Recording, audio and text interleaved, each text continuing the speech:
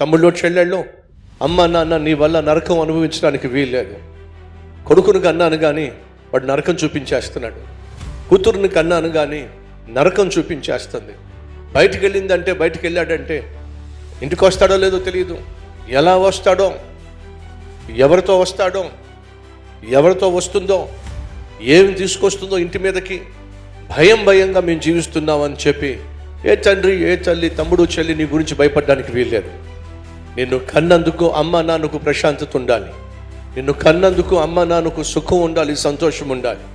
అంతేగాని ఇష్టానుసారంగా జీవించి, అల్లరి చిల్లరగా జీవించి, అడ్డమైన పనులు చేసి, అడ్డమైన స్నేహితులతో తిరిగి, అడ్డమైన ప్రేమ దోమ అని చెప్పి అమ్మకు నాన్నకు అవమానం తీసుకురావడం కానీ, వారికి ఉన్నటువంటి గౌరవాన్ని, మర్యాదను పాడు చేయటం కానీ అది ఏమాత్రం కూడా కొడుకుగా, కూతురుగా నీకు తగనే తగదు.